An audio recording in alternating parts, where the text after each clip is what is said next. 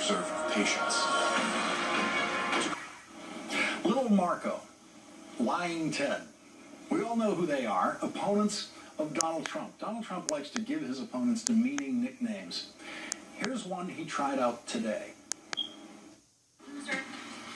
Who's that, the Indian? You mean the Indian? That's the nickname that Donald Trump used for Senator Elizabeth Warren today because a small fraction of her ancestry is Cherokee. The reason Donald Trump was asked about Senator Warren is because Senator Warren deliberately stepped into the presidential campaign today for the first time. Now, like all politicians, Senator Warren has answered questions about the campaign in interviews, but this is the very first time that she jumped in with direct advocacy about a candidate, in this case, opposition to Donald Trump. In a Facebook post, she deliberately chose language designed to infuriate Donald Trump. She wrote, "Let's be honest, Donald Trump is a loser. Count all his failed businesses. See how he kept his father's empire afloat by cheating people with scams like Trump University and by using strategic corporate bankruptcies to skip out on debt." Senator Warren hammered home that concept of Donald Trump as a loser repeatedly. Donald Trump knows, here's what she said. She said, Trump knows that he's a loser. His embarrassing insecurities are on parade. Petty bullying, attacks on women, cheap racism, and flagrant narcissism. But just because Trump is a loser everywhere else doesn't mean he'll lose this election. People have been underestimating his campaign for nearly a year, and it's time to wake up.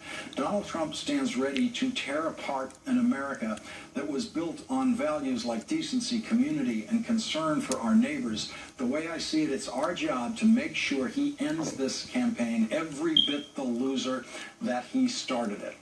Senator Warren then repeated several of those loser lines in a barrage of tweets and added a couple more lines like this on Twitter. Donald Trump is cool with being called an authoritarian, isn't upset at Hitler comparisons, and thinks we won't fight back. Wrong. And she tweeted this: "We cannot elect wannabe tyrants to the White House. Not now, not ever. It's up to all of us to stop Donald Trump." Those tweets went out at midday today after this morning's Washington Post wrote this about the Clinton campaign's, quote, plans to counter Trump with high road substance, policy, and issues, according to one senior campaign aide. The idea is to showcase what Clinton's backers see as her readiness for the job without lowering her to what they describe as Trump's gutter. Now, what that means is Hillary Clinton's running mate will have to do the daily hand-to-hand combat with Donald Trump. If Bernie Sanders is the nominee, he might make that same choice.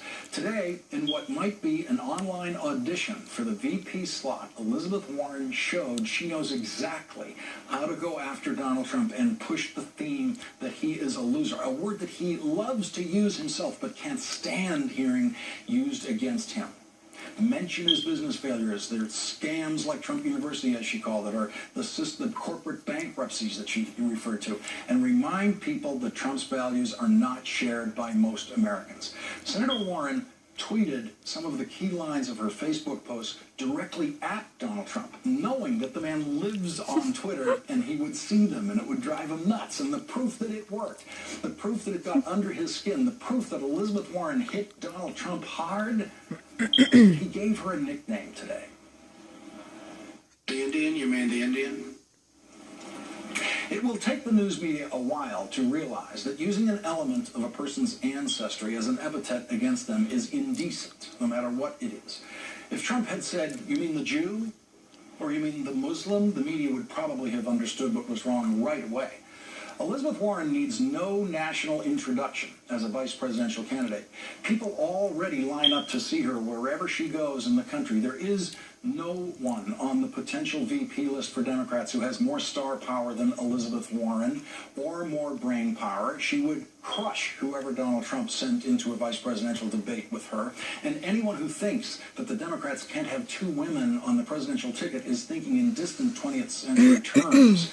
Giving up a Senate seat these days for the vice presidency would be irresistible, since the Senate has become a dysfunctional chamber committed to doing absolutely nothing. Far more senior and more powerful senators like Joe Biden, Hubert Humphrey, and Lyndon Johnson, who is majority leader, all eagerly accepted the promotion to vice president from the Senate.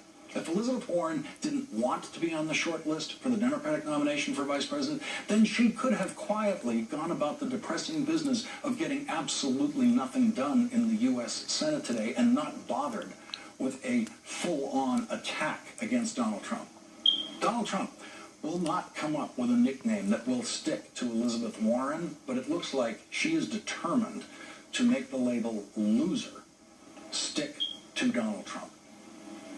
Stay with us. There's more tonight on this special 2-hour edition of The Last Word. We will go live to Bernie Sanders' speech in Arizona at any minute.